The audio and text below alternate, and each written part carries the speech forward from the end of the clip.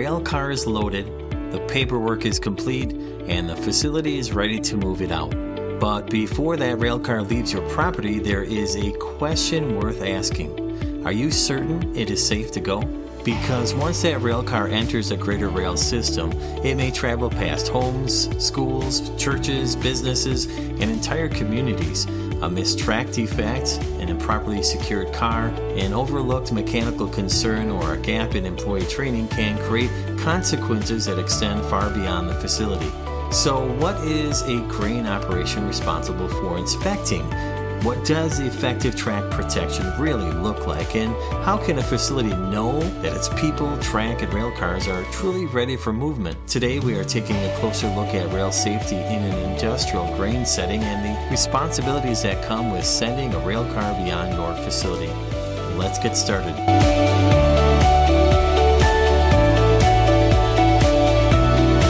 Welcome to the Whole Grain Podcast, where we bring you conversations, ideas, and expert perspectives from across the grain handling and processing industry. I'm your host, Jim Lenz, Director of Global Education and Training for GEAPS, the Grain Elevator and Processing Society. The Whole Grain Podcast now reaches listeners in 113 countries around the world. Whether you work in operations, maintenance, safety, engineering, management, grain quality, transportation, or another part of this essential industry, our purpose is to connect you with practical knowledge and experienced voices that can help you work more safely, make better decisions, and continue growing professionally. Today, we are exploring track inspection, track protection, and the rail safety in grain operations. Joining me are two professionals from Northern Plains Rail Companies who bring each more than 35 years of railroad industry experience. Stephen Fry is an Assistant Director of Safety, Training, and Operating Practices. Throughout his career, Stephen has served as a brakeman, conductor, locomotive engineer, engineer instructor, road foreman of engines, division train master, and rail safety trainer. His work now includes training related to track and rail car inspection, switches and derails, car securement, switching operations, air brake systems, and the safe operation of rail equipment. Also joining us is Noel Christensen, Superintendent of Training and Operating Practices. Noel's career has included work in both railroad engineering and operations, safety and regulatory training, hazardous materials instruction, emergency response, and service as a hazardous materials inspector with the Federal Railroad Administration. In this conversation, we will discuss what grain facilities are responsible for when inspecting their track, what personnel should look for during regular inspections, and where facilities most commonly fall short. We will also explore what track protection means in practice, the dangers created by unsecured or improperly handled rail cars, and how the product being transported can affect risk and regulatory scrutiny.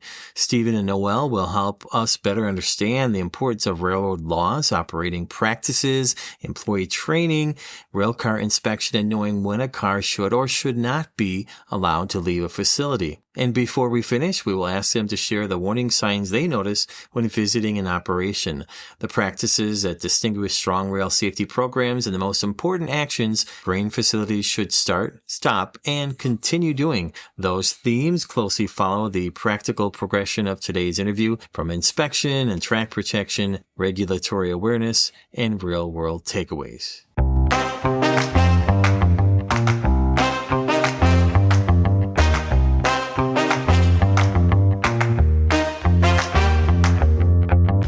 Joining us today is Stephen Fry, Assistant Director of Safety, Training, and Operating Practices. We also have on his team another member, Noel Christensen. He is Superintendent of Safety, and they're both of Northern Plains Rail Services. Thank you, gentlemen, for being on the Whole Grain Podcast. Thank you, Jim. Pleasure to be here. Thank you, sir. Looking forward to this conversation. I think it'll help a lot of our listeners out there, although not all of our listeners who are working in the grain industry have rail systems that go in there.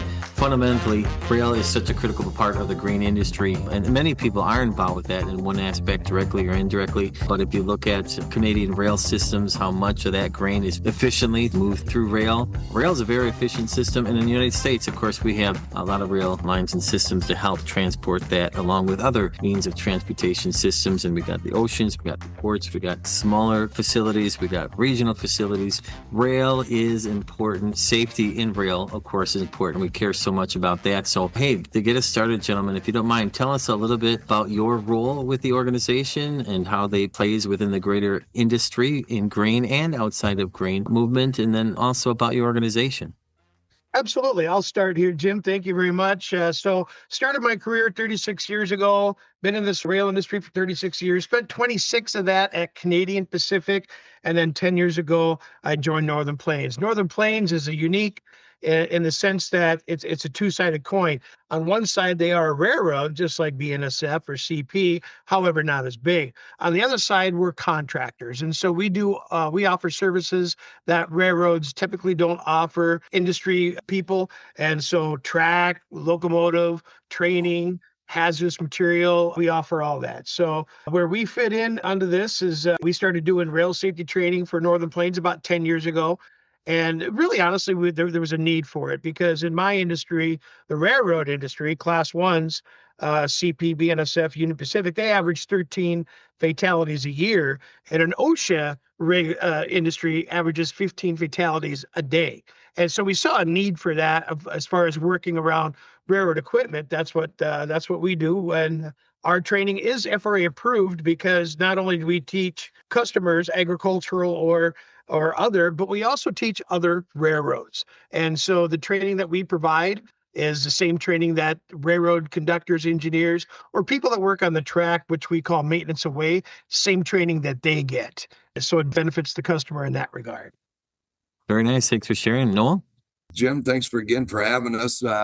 Spent 37 years in the rail industry myself. 25 years was with the Canadian Pacific, Kansas City. Started there swinging a spike maul just like everybody else does. Worked my way up through train service into management, where I worked as a regulatory compliance manager, conducted classroom training of the new hires, recertification training, got involved with hazardous materials, and have spent the last 15 years working with men and women of the gas and oil industry, ensuring compliance as it applies to the Code of Federal Regulations and within our own organization as well.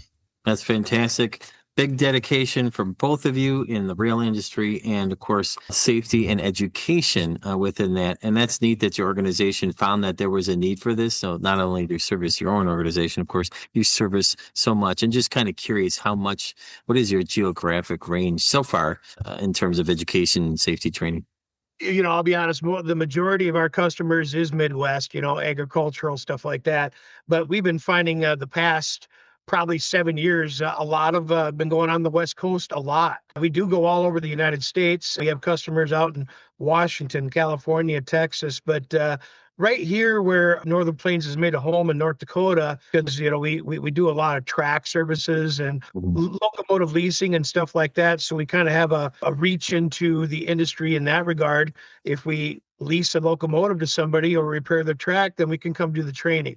So primarily our business is Midwest, but we do go all over. Let's start with track inspection. From your perspective, what are grain facilities actually responsible for when it comes to inspecting their track? I think a lot of listeners are really curious about your responses. Yeah, great question, Jim. And so a lot of the railroads, BNSF, Union Pacific, CP, their responsibility ends at the derail in most cases. And then it's up to the customer after that derail into their facility to maintain track gauge, ties, foliage for drainage, all that stuff. A couple of things depend on that too, though. If the railroad comes into your facility, or if they just shove them past the derail, and then it's up to the customer to move those cars. Now, if the railroad is coming into your facility and spotting these cars for the customer, then the railroad's going to want to have a little piece of that inspection as well. In general, not all the time.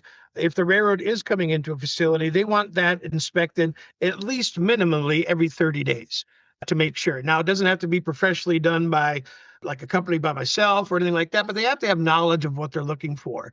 Standard track gauge, the width between the inner rail to one inner rail is 56.5 inches. That's standard track gauge. If it gets up to around 57.5 or even 58 in most cases, you're out of service because the railroad's not going to come in there because the gauge is too wide, or it could actually be too narrow. Some of the things to look for when a customer is doing track inspection is, well, not only inspect the gauge, but you want to inspect if you can see any movement happening, like, for example, spikes being pulled up out of the tie or the tie plate rubbing against the tie.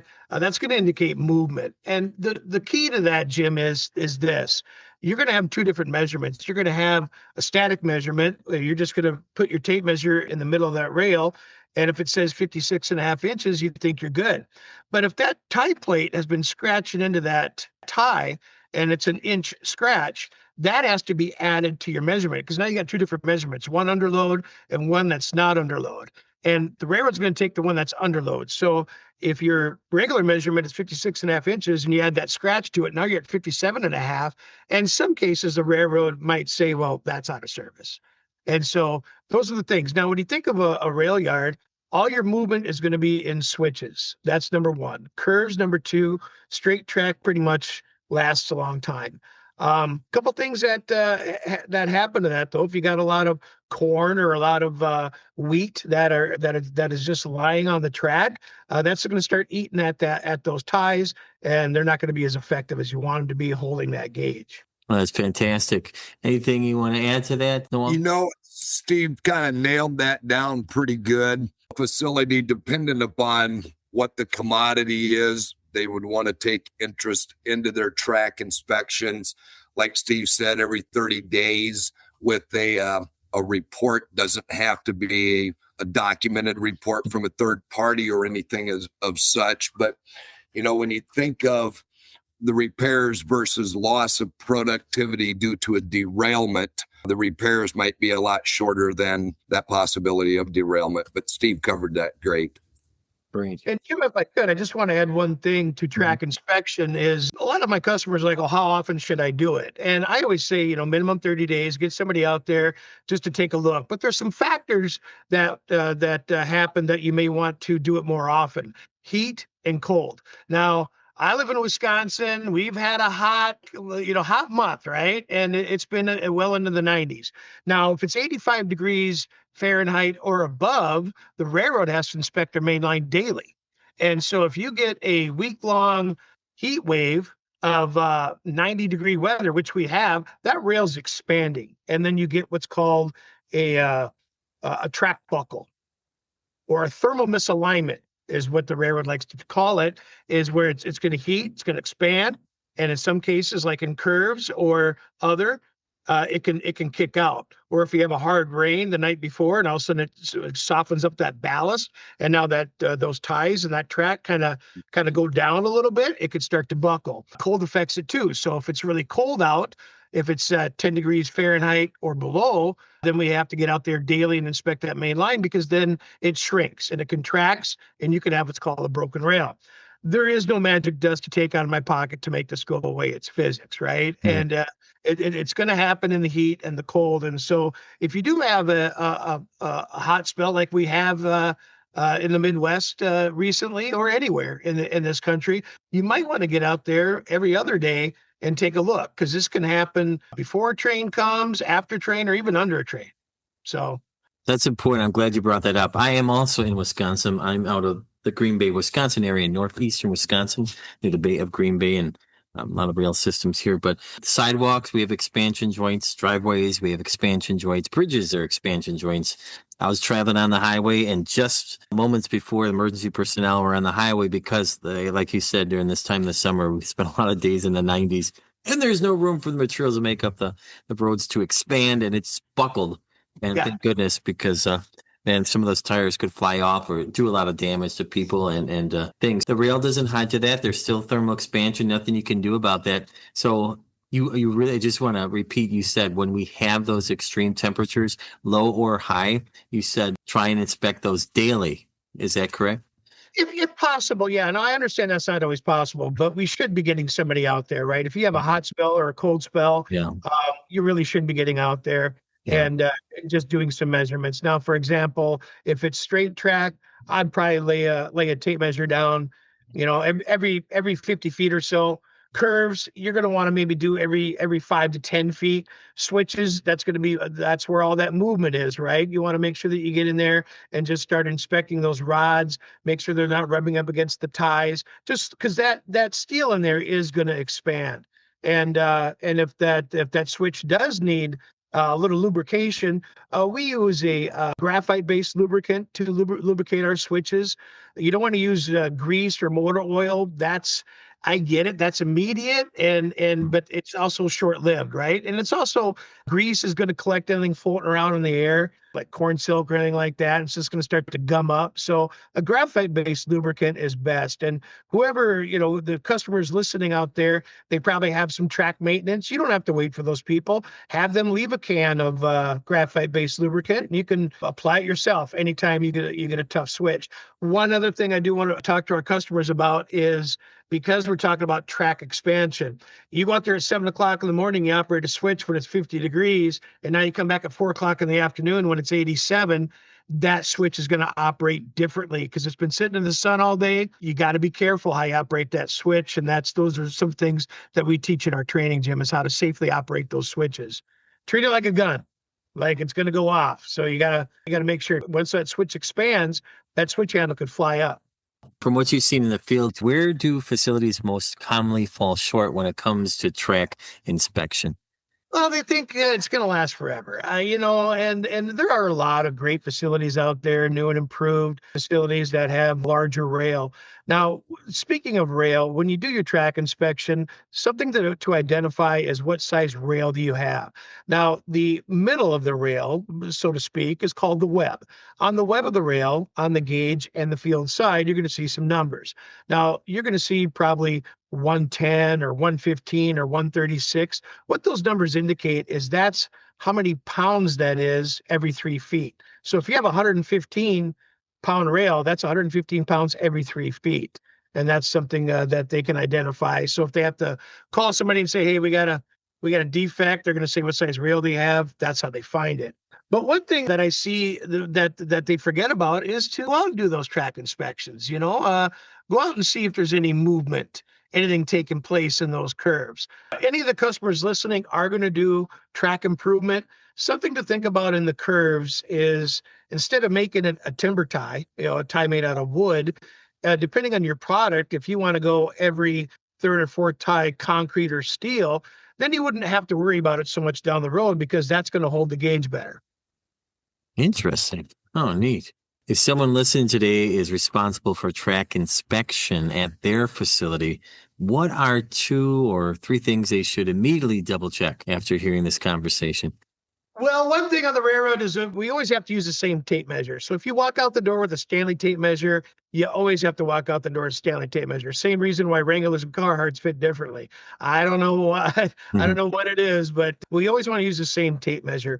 And then you want to document it. You want to make sure that you are providing documentation that you went outside this date, this employee checked at this location and found no problems, or maybe did find a problem. Like, for example, if you did go outside and you found a spike that had been pulled up out of the tie, what you want to do is try and push it down with your steel-toe boot if you can. And if you can push it down with your boot, then that probably means it's a bad tie. There's no meat in there. But if it doesn't go down, well, then it got pulled up somehow, some way, right? So then what you want to do is take a hammer, pound that spike down, squirt it with a little bit of paint, and then let whoever does your track maintenance know, hey, we had a problem here. Now, if you see 1 spike, 2 spikes, probably not a whole lot of movement going on. 8, 10 in a row, yeah, something's moving, right? Yeah. And it could be a very simple fix. We might have to come tamp it. Tamping, Jim, is when we come and we either do it by hand or machine, but we try and get more jagged rocks underneath those ties so you don't have that movement. Yeah. Drainage is another big thing. If you got a low spot on your track where a lot of water sits, well, that's not good either. It's going to start rotting that tie out. That makes sense. Thank you. Let's kind of move to track protection. This could be where maybe risk really escalates. For someone in the grain industry, what does track protection actually mean in practice? So when I talk about track protection, what I'm talking about is in the railroad industry, we use what's called a blue flag. A blue flag means that somebody is on or around or under the equipment. It's generally displayed, generally I say, at the beginning of the track, and it's just a blue sign. It could say stop equipment hooked up or stop men working, or it could just be blue, or it could be a blue light at night to signify that that somebody's in that track. Maybe maybe they got some tank cars in there full of tar, and they got to put up some heating coils up to them to heat that product before they can get it out. Or maybe they're stenciling, or maybe they're on top of the manway covers or something. But that blue flag is an industry communication piece to say, do not come in here. Somebody is on, under, or around these cars. You can't couple up to them, and you can't move them. Now, when a railroad professional sees that, they will not come in there. That is a form of lockout tagout. Okay. And that blue flag means can't come in here. Railroad knows that because if they come in there, that's going to be their job. They will not have a job if they do it. And only the same people who put it up can take it down. Very similar to lockout tagout, because that could also cause miscommunication, right? So only people that put it up can take it down. And we use a blue flag for that. And it also comes into, and I'll let Noel speak to this point, when it comes into working with hazardous material. If we're thinking about track protection, the concept behind track protection is to prevent entry by other rail equipment, being your own or of a foreign rail company, when men and women are working on, under, or between the pieces of rail equipment. Like Steve said, in the blue flag, in the hazardous materials industry, the blue flag does become a regulatory requirement that must be in place to notify the approach of any oncoming equipment that track is out of service due to the men, women being on, under, or between the equipment. Ah, very nice. Okay, good understanding there. Thank you for sharing that. What do you think you two are considered some of the most dangerous situations you've seen or that concern you most when it comes to unsecured or improperly handled rail cars? Jim, one thing I do see is people not putting on enough handbrakes. There's two types of braking system on a rail car, air and handbrake. They're separate.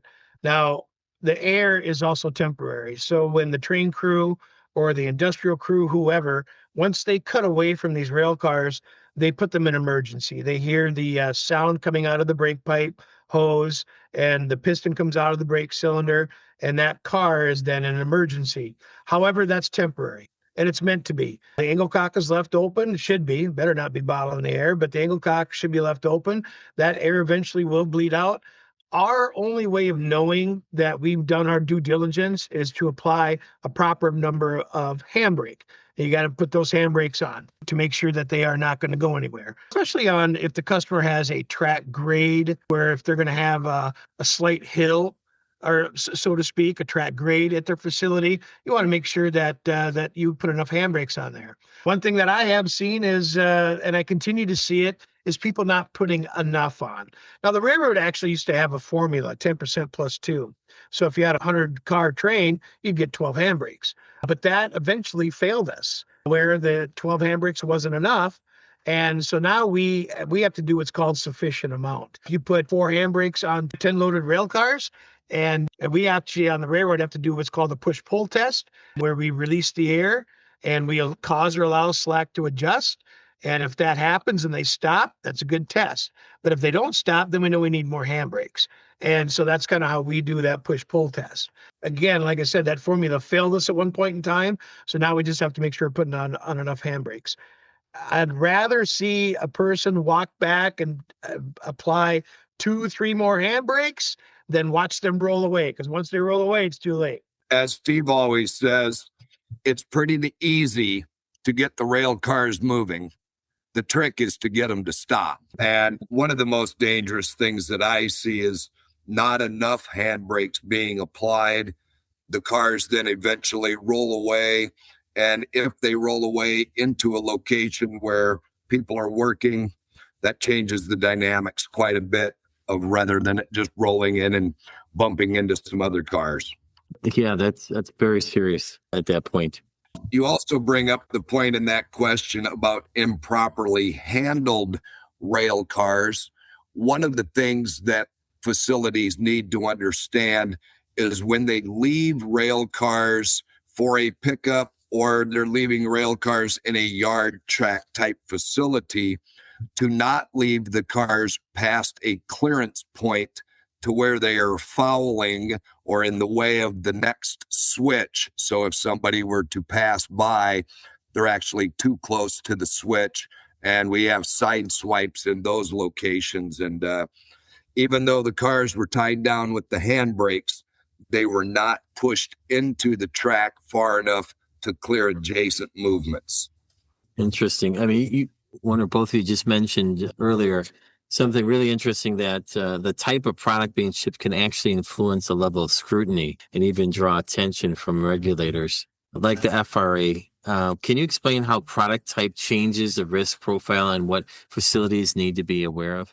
Yeah, let me jump in on that one. One of the things that I have seen in industry, and this plays in with both the grain industry as well as the hazardous materials world, some facilities bring in an anhydrous ammonia. Yes. Now that they've brought in anhydrous ammonia, that does change the game, because the shipping document of that car, when they release it, will have their location and they become the shipper of record of that car. So I know that the blending process takes place. We bring in the corrosive materials, we bring in the anhydrous, we blend the two products, and then that car becomes released back to where it came from. Even though the grain facility had no interaction with that car, their name is probably going to be listed as the shipper of record on the waybill. And now they are shipping hazardous materials, and they need to meet the requirements of Code 49, hazmat training, hazmat inspection, hazardous materials certification from the FRA. So when they get those anhydrous cars and they think, wow, they just came in, somebody's going to go out there and do the blending. It's not our problem. It's not our responsibility. It all depends on the shipper of record listed on that waybill. And then that can change whose authority of that car it is. Do you find that people are not aware of that at times? You know, Jim, I've seen a lot of this. I spent 6 years as a FRA regulator in one of the states in the union here. And a lot of facilities, they may only get this process done one time a year. Okay. Or maybe it's every other year that they blend this process, and they just don't know that when that hazmat car shows up, it lands on their property. And then when they release the car, they have become the shipper of record. And yeah, it is a big surprise to a lot of facilities that all of a sudden, now I fall under the Code 49 hazardous material regulations because we shipped one hazmat car. One of the big things that came out in some training that I had done was the facility thought that the blending group was doing all of the railcar inspection, where the blending group, any bolt they loosen, they tighten. They do not inspect the rest of the rail car to ensure that it's proper for transportation. That really falls on to whoever the shipper of record on the waybill is. And many times it turns out to be a grain elevator or a small fertilizer facility. Mm-hmm. Anything you want to add to that, Steve? No, yeah, Noel hit it on the head. And we see this a lot where, you know, the rail car comes in and they're like, well, we don't touch it. We have nothing to do with it. Why do we need to worry? And to Noel's point, because you're on the waybill, as that car leaves your facility and now it ends up in the bottom of a river. And if it had a bad valve, bad gasket, or a loose nut, all the acronyms are coming back to you, right, Noel? Yes, sir. And like you said, you probably, because they maybe only do that once a year or just a couple of times a year. Just because you're not aware of that doesn't mean you're not responsible. So this is a really important message here. Yeah, This is a good message. And there may be times where it's not the actual local facility, but it might be their corporate headquarters listed in another community, depending on if this is a small facility or a large grain facility. And they may just not be aware of the fact that, yes, when the car is then shipped out, they become the shipper of record on that waybill. Shipper of record changes there. Okay. Can you Yes, sir. explain how product type changes the risk profile and what facilities need to be aware of? Well, one of the things Steve talked a little bit about the blue flag and doing, a due diligence. If it is a grain facility, the blue flag is just a really nice additional warning mechanism for any train operations in the area. If you are dealing with a hazardous material, changing the risk, well, then it becomes a regulatory mandate. And the sign has, the requirement of being 12 inches by 15 inches with the word stop written in 4-inch letters. So dependent again on the product can change risk, obviously, or regulatory requirement. Interesting. Do you think grain facilities often underestimate when it comes to product risk and regulatory expectations, or do you think they have a pretty good handle on that? I'm going to let Steve. Talk on that one. Like I said, I spend a lot of time with the hazardous material groups. They are pretty aware of these requirements and regulations, and they do their due diligence to meet or exceed the federal regulations. Steve can speak a lot better on that grain side. Yeah, what do grain facilities often underestimate? Maybe that might be a better question. I guess what I see is a lot of them don't know what they don't know, right? And they have turnover and attrition just like everybody else. And well, Fred didn't say anything before he retired, and I didn't know nothing about it. And so, but that's not gonna relieve them from any responsibility. So if a grain facility, like we've been talking about, does have anhydrous ammonia come in and it's being blended into a liquid fertilizer or something like that, the requirements, like to Noel's point, they change. And now you're going to be the FRA now can come in, and you are in a regulatory position where you need the blue flag, and you need track protection in the form of a derail or the switch of direct access to where that tank car is placed has to be line lock checked away from that rail car with only one person having that key. Lots of different things to that, but to Noel's point, you're gonna if the grain facility is gonna be having that, then they fall under all sorts of different types of track protection, to include derails and blue flags. Great. Let's talk about training. Where do you two see the biggest gaps today in how people are trained around rail safety and grain operations? Yeah, I'll be honest. So I see a lot of this where Fred trained in Barry, Barry trained in Mary trained in Steve, and before you know it, it just got all diluted. Let's say, for example, a grain facility has a locomotive. How are they trained in? Touch this button, don't touch this, and hit this every 10 seconds. And there was really no training in that at all. And a lot of times what I see is if they have a locomotive, whether it's the grain elevator's locomotive or maybe they're utilizing foreign power where the BNSF just drops off the train and says, here, you got 12 or 14, 16 hours to either load or unload it. Best of luck. And they don't know how to use the air system. They just use the vehicle brakes, the engine brakes, right? And they're knocking those cars around and all that stuff. So where I come in is I teach them how to railroad. Just because their paycheck doesn't say BNSF or CP on it, they're still railroaders right now at that point, right? Mm-hmm. And you want to make sure that they have the proper training.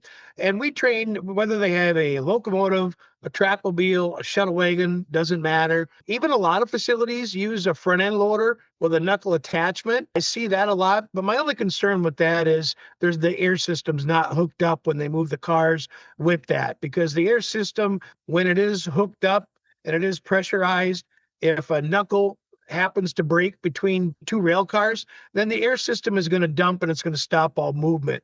If you're just using a front end loader to move cars and a knuckle brakes, nothing's going to stop until it hits whatever it's going to hit. So that's where I see a lot of them is they just don't have the training. And to the elevator's point, they were just expected to work around railroad equipment because of their product. No one ever bothered to train them. Or another thing I see is when they buy a brand new trackmobile. Yeah, thing shows up, comes off the flatbed. The guy from whoever company they bought it from shows them how to run it, shows them how to do this, but they never hooked up any rail cars to it. Right? That's a whole different animal right there when you start hooking 10, 15 rail cars up to a trackmobile or a shuttle wagon. That's a completely different story right there. In looking and answering that, probably one of the biggest gaps I see is that a lot of the grain elevators and or hazardous material facilities, they don't know that this type of training is even available. They work with their team. They do the best they can with the tools that have been provided. Maybe they've reached out to a class 1 railroad. They just don't understand that third-party training by railroad employees is available for their disposal. Yeah, that's a good point. I can imagine that would be the case in many scenarios. And so this channel, the Whole Grain Podcast, could help those individuals say, hey, this does exist. For example, what you and your organization do. Very nice. How important is it for facility teams to understand railroad laws and operating practices, not just their internal procedures? I mean, some people may do that. Depending on the facility, that is their job. Other people, that may be part of their job. And then there's a lot of turnover. It's important, though, isn't it? It is, Jim, and I appreciate you asking, because just because they're not regulated doesn't mean they can hide behind the fact that we don't have to do this. You do have a responsibility, right? When those cars come into the facility, we teach what to look for as far as giving just a kind of a kick the tire kind of a thing on a rail car. What do the wheels look like? And Noel's training, he goes into the gaskets, the valves, and all that stuff. But it really is important because while that car is at our facility, we may have a very unique opportunity to fix that rail car. These rail cars, they go up and down from Seattle to Chicago. A lot of them go 1,000 miles, 2,000 miles, 3,000 miles in some cases before any railroad professional will pull it over and take a look at it with a magnifying glass. So there's a lot of things that are happening to those wheels, the ladders. There's a lot of things that are happening. And so we also like to teach, when we do rail safety classes, we like to teach our customers what to look for and help us out, because those cars are eventually going to leave the facility and go out in the public, right? Absolutely.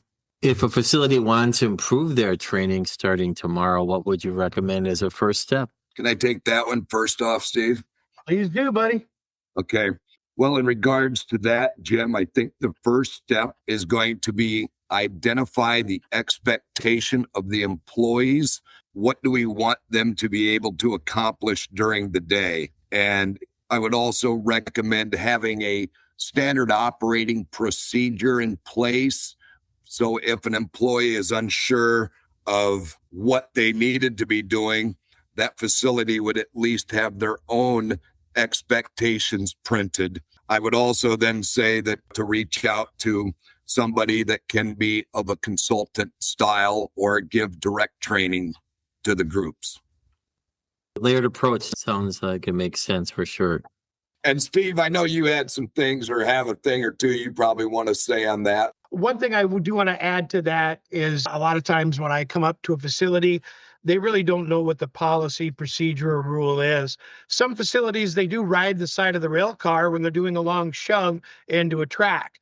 And no one actually trained them how to ride the equipment. And then when you come into a grain facility and you ask the employees, do you guys ride the side of the rail car? Yes, we do. What's your policy say? No idea. Are you allowed to ride it? I don't know. We just were expected or told to. And now on the railroad, we get on and off moving equipment, but we're trained to do that. That's a good point. Very good point. So again, just kind of adding, have some type of standard operating procedure. Make sure that everybody is aware of the expectations and the beliefs of the company on how we're going to move on or about the rail equipment.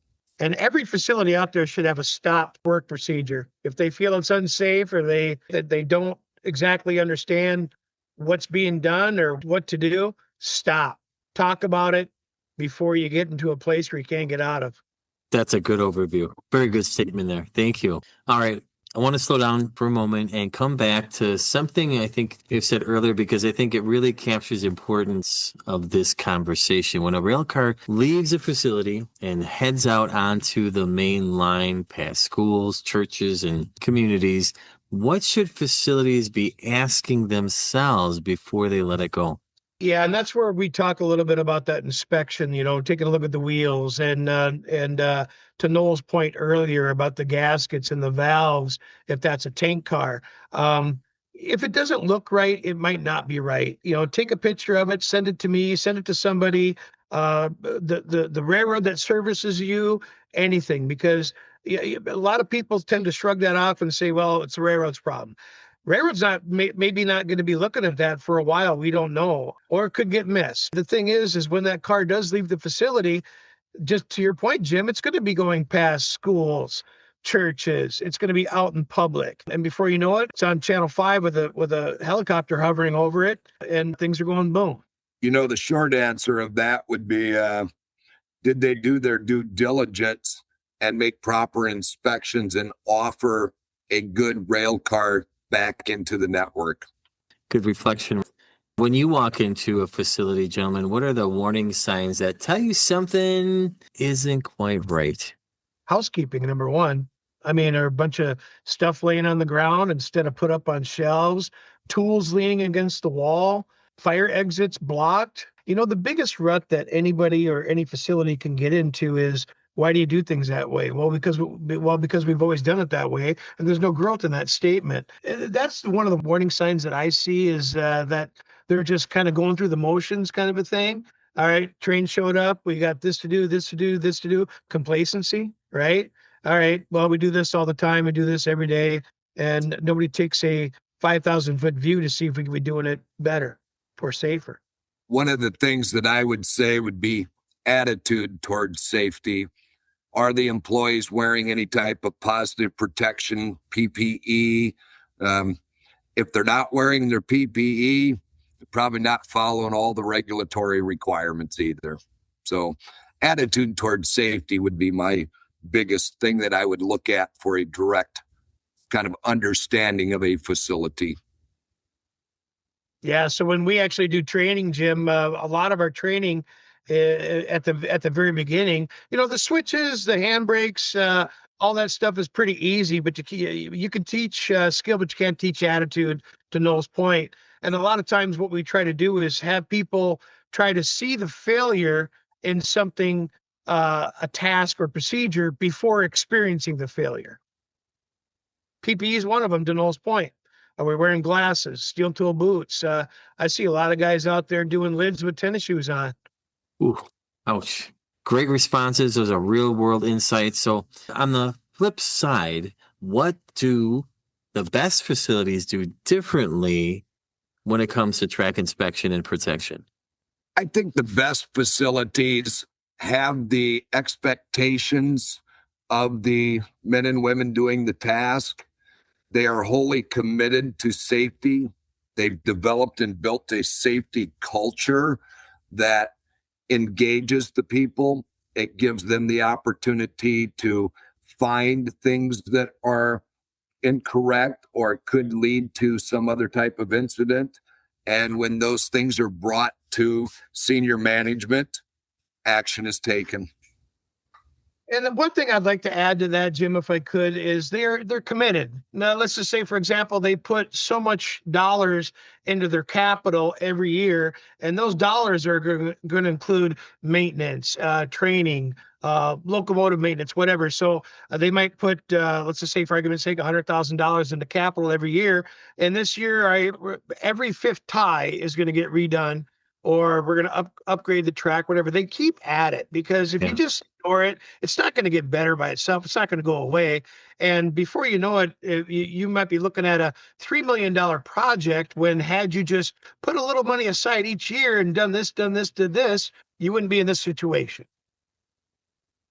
Plan for maintenance. You need to happen. Nothing lasts forever. Nothing's maintained forever. Everything needs to be maintained, essentially. And so also appropriate funds for maintenance. One thing I would add to that, Jim, is any facility, any customer out there listening right now, have a professional track inspector come in twice a year, once in the spring, once in the fall, before and after the cold weather. Just have it professionally done twice a year, and you could pick up the rest. And based on what I'm finding, besides appropriate funds for funding, appropriate funds for safety training. Really important here for sure. All right. Next segment, final segment, rapid takeaways. So gentlemen, what we're going to do, I'm going to give you a few statements here for our listeners for quick takeaways. When it comes to track inspection and track protection, what are 3 things every grain facility should start doing, stop doing, and continue doing? So I'm going to go back to the first one there, start doing. When it comes to track inspection and track protection, what are 3 things every grain facility should start doing? Take a look around, see what you're doing now. I mean, just don't say, well, we've always done it this way, or so-and-so's got it. What is the policy procedure in this? Are we doing track inspections? Do we need track protection? What are we doing as far as, do we really honestly know all the questions? Start asking questions. If you don't know the answers, start asking questions. I'm going to go with engage their employees. They should train their employees, and they should work together as a team. Fantastic. All right. When it comes to track inspection and track protection, what are 3 things every grain facility should stop doing? Ignoring it. Just like we've been talking about. It's the track is going to deteriorate. Things are going to happen. Get out there, get on it, and stop thinking that your employees know what they're doing out there. You got it. And one thing I do see is a lot of supervisors not out there really knowing what they're looking at when their employees are out there moving this equipment. They just see their employees moving this equipment, and to them, that's how it's always been done. But they don't even know if they see that they're doing something wrong. I would say that facilities should stop relying on the air brakes of a rail car to keep it in place. I think we should stop doing things that we know are unsafe, or doing things that I know I haven't been trained on just to get the project completed. Excellent. Excellent. Thank you, gentlemen. And then finally, when it comes to track inspection and track protection, what are 3 things every grain facility should continue doing? I got to go with training. We have a lot of customers that we're at their facility every year, every 2 years. We keep coming back. They know that the training is the best. They invest in their employees, and they take the time to put them through the training. You got to continue doing that. You can't just train somebody and let it go and say, well, he was trained 10 years ago, still should be good. No, got to keep doing it. Got to continue doing it. Thank you. Fantastic. One of the things that I think they should continue doing that Steve didn't mention is I think they should continue to listen to this type of podcast that Jim has been putting on here today. Jim, I just want, this is fantastic. This line of questioning, this is just fantastic that you do this and you get this out to the people. Yeah, it is important. I mean, we connect, believe it or not, with 11 countries around the world with this show right now. But I appreciate that. And I really appreciate you guys coming on here. You've done so much. And I know this is just from conversations that come in person at GEAPS Exchange, from conversations come in email and phone call. there are inquiries that come about rail safety so much. And one of the things that you reiterated, both of you, in this conversation is that they might not be aware of the third-party opportunities. So before we go, there are different places you can go, but thank you for being a guest in the show and bringing great value to the Whole Grain Podcast here. Please share, how would they get in contact with you or organization? Maybe wondering right now after this great conversation, how do we do that? Yeah, absolutely. Great question, Jim. And because of we offer so many different services, anybody out there listening who is interested in more, please contact us at nprail.com. That's northernplainsrail.com, nprail.com, or 855-567-7245. The short number of that is 855-5-NP-RAIL. And we have a little phone system. You can get a hold of somebody, or look us up online, Northern Plains Rail Services, and click on our website. Thank you very much, Stephen. Thank you, Noel. This has been incredibly valuable, not just from a compliance standpoint, but from responsibility standpoint, because by the end of the day, this isn't just about operations, about people, it's about communities and doing things the right way. And sometimes people are put in a comfortable position because they started, or maybe they feel internally, maybe we need to have a standard operating procedure, and they do, or maybe they don't, and maybe it needs to be fixed or aligned. And like you said, we've always done it this way. And this is not just for this industry. We're hearing that in all sorts of industries, and we all know about that, but there are things that can be done to improve. And I think this episode helps people learn, grow, develop, think, and then act. And that's why I loved having you guys here. It's special to have you. Thank you so much. I have a great, deep respect for the history of the rail that you have, that you bring to our audience here, but also your devotion to education and safety. You both have a long history in that. And so thank you so much. Thank you, Jim, for having us. It's a pleasure. Really was. Thank you, Jim. And again, appreciate what you're doing, getting the message of railroad safety and industrial safety out to the men and women in the work. All right. Good day, gentlemen. Thank you, Jim. Good day. Stephen and Noel, thank you for joining us and for sharing your expertise and experience with the Whole Grain Podcast audience. This conversation reminds us that rail safety at a grain facility is not simply a matter of checking a box or meeting a minimum requirement. It is about understanding the condition of the track, properly inspecting and securing rail cars, protecting employees who work around them, and recognizing the responsibility a facility assumes before allowing a rail car to enter the greater rail network. Once that rail car leaves the facility, it may travel through neighborhoods and past schools, churches, workplaces, and communities. That is why the question raised during today's conversation is so important. Before we let it go, have we done everything necessary to make sure it is safe? Stephen and Noel, thank you for helping us think more carefully about the responsibility and for giving our listeners practical steps they can take back to their own operations. And to everyone listening in the United States and across 113 countries reached by the Whole Grain Podcast, this show, thank you for spending part of your day with us. The grain industry depends on knowledgeable people who are prepared to make sound decisions, recognize hazards, and lead safe, effective operations. GEAPS supports that professionals grow through online courses, technical resources, webinars, conferences, credentialing opportunities, and a world network of grain industry professionals. Whether you are new to the industry, preparing for greater responsibilities, or looking into strengthening that knowledge of your entire team, GEAPS provides opportunities to learn from industry experts and connect with people who understand the challenges you face.